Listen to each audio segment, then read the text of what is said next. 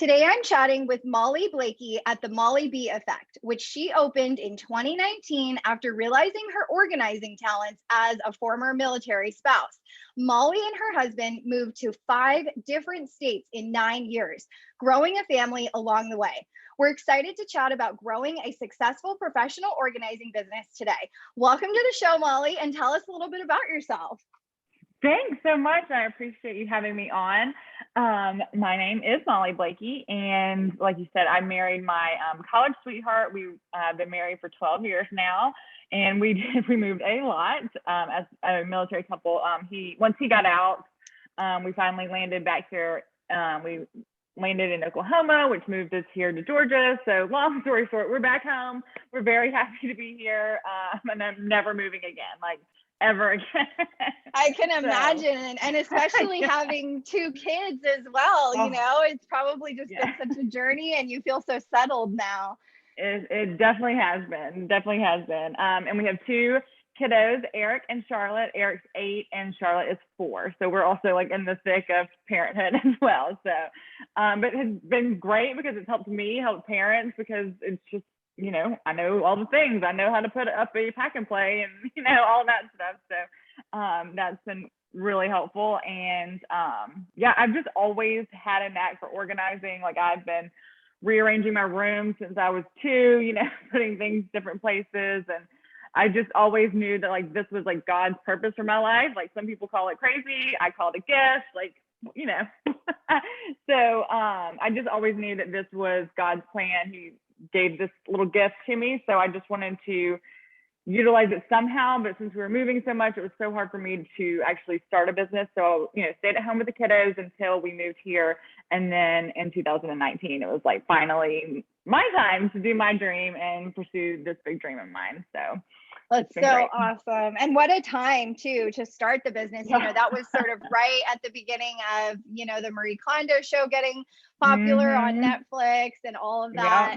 And how cool that, like you said, it is a God-given gift. And I totally agree with you on that, because I was just chatting with a friend of mine who's an interior designer, and we were helping out a family that has, experienced a loss, and both of us were there just trying to kind of refresh the home, and it just felt so good to serve. And I know, on this podcast, obviously, and in my programs, we talk a lot about, making an income and making an impact and turning your passion into profits. But at a certain point, it's not just about the money, right? It is about how you can help others. And so, yes, yay for you for, really realizing that you have the gift, because sometimes people don't turn it into a business, right? Many people don't. They just kind of, I'm a mom and I'm superwoman and I can put up a pack and play and this and that and the other, but they don't think to turn it into an actual business. Right. So. Yeah, exactly. Yeah, absolutely. That's awesome. And so as you've started the business, so it's been about 2 years, have you found that there's been any sort of learning curves when starting your business, with technology or with just business ownership in general? Let's talk a little bit about that. Well, absolutely. Because I'd never done this before. I didn't even know where to start. I just Googled it. I was how do you even start a business? I didn't know the difference between an LLC or a sole proprietorship or any of that stuff. So I was just my husband was in the military and then he went to corporate America. So it's I had nothing. None of my family had ever started their own business. So I just started Googling it. I reached out to a good friend who was in branding and website design. And so she really helped me just get things rolling. And then it just kind of took off from there. Obviously COVID. So we opened in August of 2019. So then we were only open for a few months, 6 months, and then COVID hit. And that was, then you have to revamp everything from there. And as a business owner, you know how it is. You just have to always be thinking and always revamping and always, you have to be on top of things and always thinking outside the box and trying things and realize that sometimes they might work and sometimes they might not. But the technology side of my life I give that to my manager, because I am horrible. I know I'm good in the homes. I am great at doing my job, but making a reel, makes me want to cry. Like, I'll get all the content for her and she puts them together. Thank the Lord for her. So. They're so good too. I was watching before we hopped on Oh, today. I was thanks. watching a few of them, and like I know with Reels how much it's, you know, positively impacted my Instagram feed, and how, you know, you can reach, you know, 500% more people, like literally when you look at your analytics. It's I crazy. know, it's insane. Yeah. It's crazy. But I mean, everyone gets stuck down the rabbit hole of just like scrolling, and it's like, well, okay, here we are. Yep, exactly. Fun. I love it. Well, and you know, thank God for having someone in your life where if that isn't your zone of expertise, you know, to be able to outsource and delegate and have help on your team. And so that kind of brings me to my next question of, you know, how did you actually make your first hire? It sounds like you have a few people on your team now. So walk us into that. You know, how did you find these folks? How did you bring them on board? I know that's everybody's main question when they're trying to grow and scale. Yeah. I mean, honestly, like starting out, I just started out at my parents' house because, I mean, God bless them. They have, my sister and I, we've been moving in and out. She's also a military wife, like as well now. And so we've moved out between college and middle, you know, everything. We have just moved in and out of their house for so long that like their basement was covered in stuff, and it was all our fault. Like everything was our stuff. Like, so I just started there. I took pictures, posted befores and after, and then like once I officially launched, then I, you know, had a little bit of content. So start with friends and family, like just, you know, do it for free, you know, do everything you can, and then I just put it out there. Like I just popped on a video, announced that I was, you know, starting this business, and a friend and an acquaintance from my son's school was like, oh my gosh, this is a godsend. And that was my first client 2 days later. So it was just crazy. So just kind of been going from there. But we also are on like Angie and Thumbtack.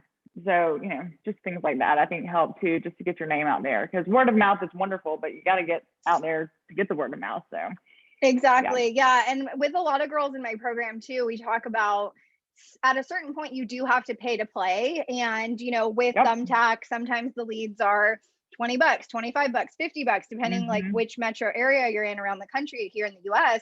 And that being said, I think it does kind of rattle new organizers. I know with like money mindset too, you know, there is a lot to invest in when you're starting an LLC, and especially here in California, you know, you have to pay $800 I can't imagine. to even like do anything, and then there's all the fees on top of that. So it's not for the faint of heart, I would say. And I do love that you mentioned Angie and Thumbtack, because I am all about service pro marketplaces. I am all about local search, and I think, you know, it's great to have the pretty Instagram feed and the reels, like you said, and you know, have the curated content and have that personal branding aspect. However, you also need a really solid lead generation engine underneath all of that, right? So I'm really glad to hear that, you know, you've been able to grow with service pro marketplaces. That's awesome. And that's also Mary and I, my manager, we talk about this all the time. Like, I don't really care how many followers I have. Like, I mean, Instagram is my portfolio. Like, so if people want to see, like, what do you do? Like, here it is, just click on here and that's it. But like, those people normally aren't your clients, you know, like they might eventually be one, but like, you need to get on Angie and Thumbtack just to get your name out there. And even if you don't want to pay for the leads, just paying for the service itself, just put your name out there. I think they're wonderful services. I mean, but it is a hard pill to swallow when you're like, they can call me back. And it's like, gotta keep pushing on. You know how it is. You gotta just trust, and they do end up paying for themselves too. You know, the amount of duds that they have, like say you have 5 duds, you're gonna have one really good one that turns into be a great recurring client and multiple sessions. And so you know, you do take the little risk. It's like Vegas, right? But you're but you're making money. And so when you know, started to gain traction, obviously you started August 2019, and then, you know, COVID hit and everything. When did you bring on your first actual organizer to help you with the business? Well, I've gone through a few, and it's, you know, it's hard, but like God truly like has his hand in everything. And like, I feel like my girls now, like this is the team that I know that we can just like blow up with. Like the other two, it was wonderful, like nothing wrong. It was just like, those just weren't my people, you know? So I've had a few here and there, but Mary has been with me since January, and I just literally put it out on Instagram, like hire, you know, I did an ad on Instagram, and she found me that way because like I live in Georgia, she lives in South Carolina. Like we do everything virtually. It's wonderful. Yeah.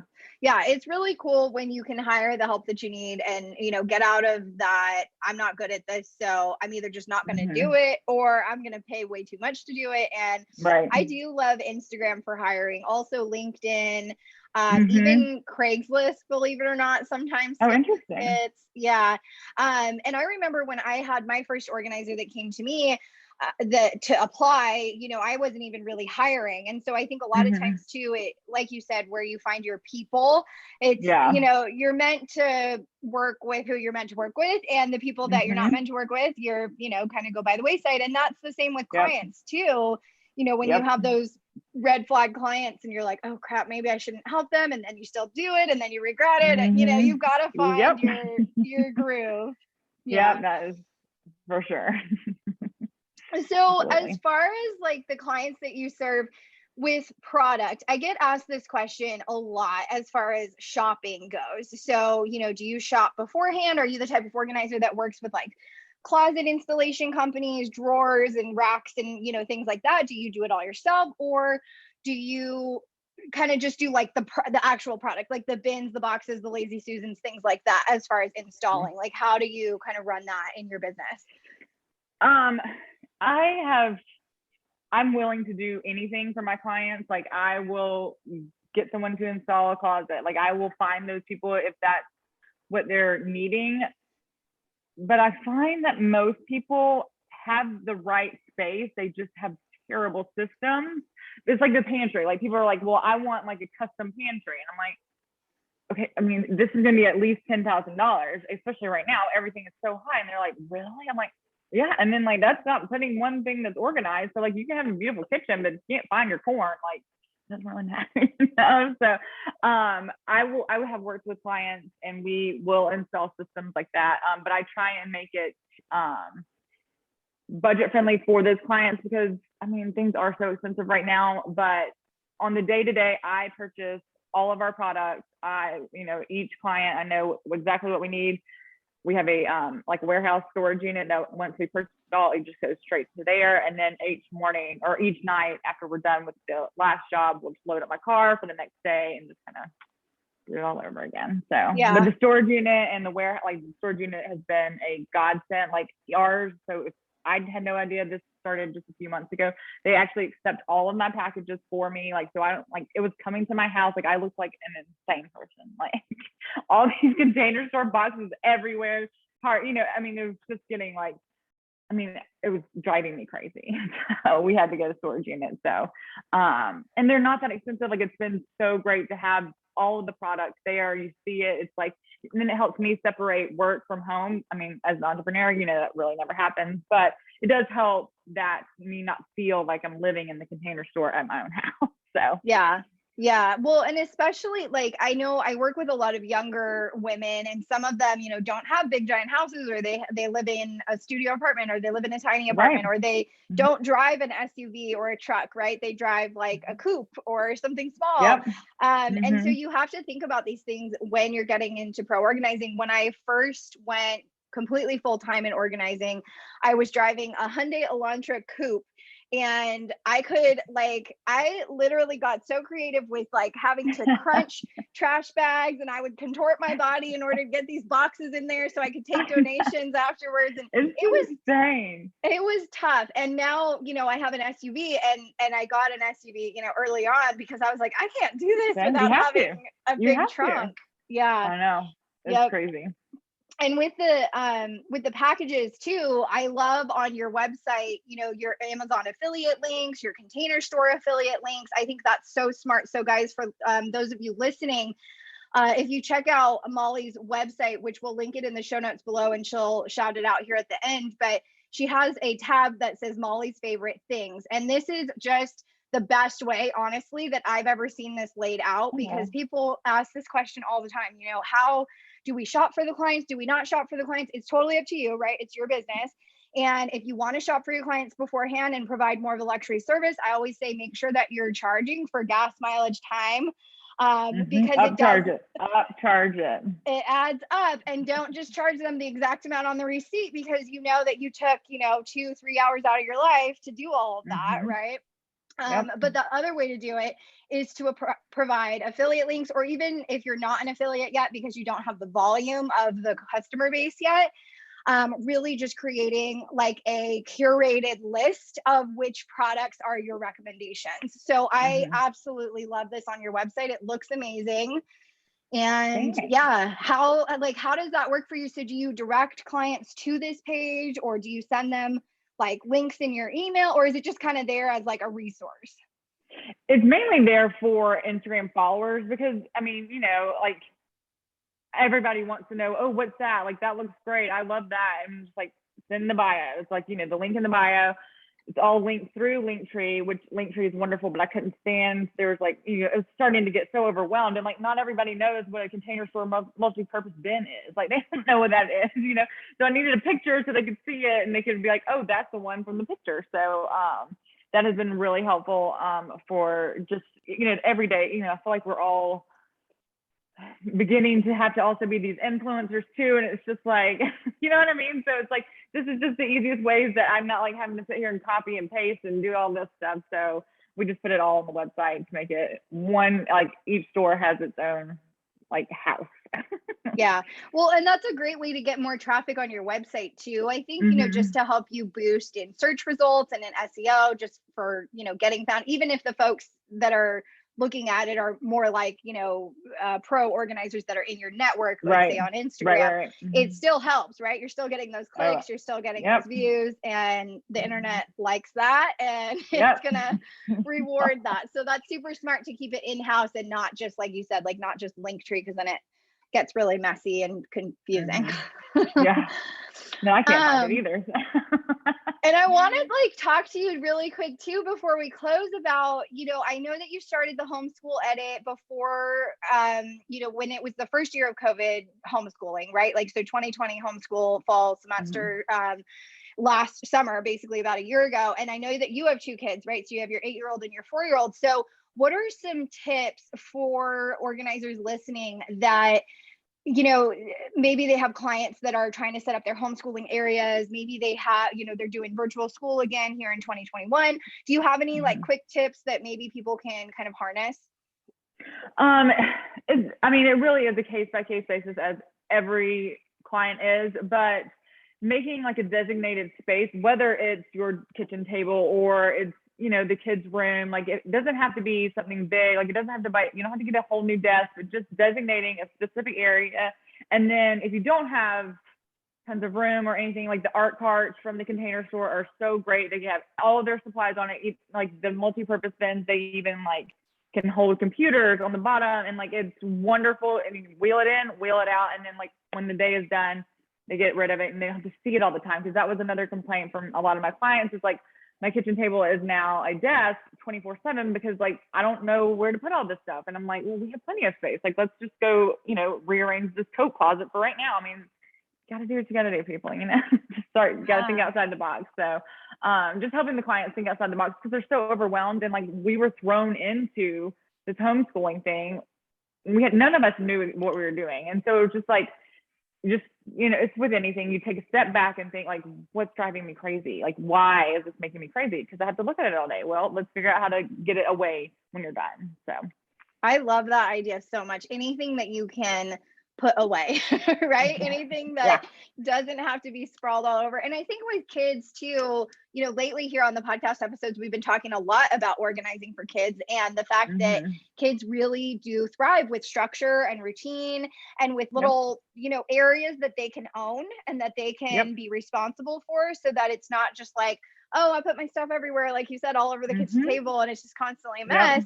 This way, they're like, this is my cart. And it almost gives them that satisfying feeling of like, this is mine. And it's like theirs to take care of. So and that's kids such a smart idea. They love it. They crave consistency. They crave this world, it is crazy. Like they crave like to know like, oh, I know where my pencil is. Like, I know where this is. Like, they really are wanting that right now, especially with everything else going on. So I think we all need more consistency and structure and systems, don't we? Yeah, I know myself, and I know that when I start to feel like something's out of control in my life, like whether it's a client, or whether it's a fight I had with my boyfriend, or whether, whatever it is, an issue with a family member, I clean because it makes me feel like I can be in control of cleaning. 1,000%. Yeah. And that's true with kids, I think too. Like you said, I hate, we've heard these billions of terms all of the past year and a half, but in these uncertain times, people want certainty, though. They really do. And what's one thing that's certain? Okay, when I go to sit down to do my homeschooling, all my stuff is going to be right here. It's going to be organized. My pencils are sharpened. I have enough paper. Like that helps kids feel safe too, I think. Yeah, 1,000%. And if they're, like, even like when they get home, like if they are going to real school, they know where their shoes go. They like, you're not screaming at them in the morning, like, where are your shoes? Go find, like, they're in the shoe bin, labeled Eric. Like, you know what I mean? Like, they want to know that. They don't want us to yell just as much as we don't want to yell. So creating systems for kids, I think, will also, like, I'm hoping that it's like going to be a great generational switch, like they're going to be really good adults. Seriously. Well, and have you seen, one last question, have you seen any like influx, like, so say that, you shut down during COVID, obviously at the beginning before, things were certain of, where things were going. And obviously you're in, Georgia, and Mary's in South Carolina. And so things are a little bit different over there, luckily, than they are here in California right now. But I wonder, like, when did you start to see the surge where people started to open back up their doors and be like, okay, now I really need to get organized because I've been stuck inside for so long and stuff is crazy. Like, did you see a boom at a certain point? Yeah, and I have told the story so many times to people, but it was very comical because, I mean, I probably shut down for 6 weeks maybe, but that's because I was at home. Like, the phone was still ringing, but like I was at home homeschooling. My husband ended up having to work from home, and it was like he has to learn. Like, I don't know what I'm teaching him, but we got to do it. So, I mean, it was like first grade, and I was like, what is this math? Like, what? But it was crazy, the switch, because I mean, before COVID, it was constantly women calling, women doing Angie or whatever. 4 weeks into COVID, every man, it was all the husbands, all the boyfriends, all the dads were like, I'm stuck at home and everyone's crazy and my wife is so unorganized and things are everywhere and everyone is here. Can you please help? And I was like, I mean, I at least had like 6 men call me within like 2 days. It was like the most bizarre thing, the biggest like switch. It was so weird. Now the females are back on board. We're all good. That is so funny. Switch. I know. And I feel like typically men, like, if I had to guess, in 10 years of organizing, I maybe had where it was just a guy, right? Like where it was like a single male, like a bachelor, or maybe like a single dad. I maybe had like 10, like total, like one a year. And so that's really interesting. Like, hey, please help us. I mean, like, it was hilarious. It was the weirdest thing, but I was like, this is interesting. All these men, because, they're usually only home for maybe, to feed their kids for an hour or two a day normally because they were at work. So it was very funny. They were like, oh God. So, and then like cool, we would just mask up and we would still go. I mean, stay 6 feet apart or whatever, but we didn't really close for that long. So yeah, that's awesome. I know here in California, it was like, obviously with the media and everything, it was just, it still is, bonkers here. But we'll chat offline about other things. But but I'm blessed, y'all. Thank you so much for being on. And is there anything else, like any advice that you have for new organizers? Any final thoughts before we close out today? I would just say, like, keep every door open. If you have like one crazy thought, like, run with it. It could, like, just don't be afraid. Like, what do you have to lose? I mean, nothing. I mean, just try anything. Because I get all these crazy ideas. I'm like, maybe we should do this or do this. And sometimes I've like talked myself down, but like, you just never know. Try it. Can't hurt. Yep. And that's the beauty of being a business owner, is you get to be as creative and innovative and imaginative as you want, and it's your business. And that's the whole point, right? Freedom from the iron handcuffs of having a corporate job. Praise the Lord. So where can everyone find you if they want to look at your beautiful Instagram feed and your beautiful Instagram highlights and your list of Molly's favorite things? Where can they head? Everything is at the Molly B Effect. So on like websites, the Molly B Effect. So everything's there. We made it real simple, thank God. Consistency is key. Awesome. Well, thank you so much again for being on, and it's so great to meet you. You too. Thank you so much. You have a great night.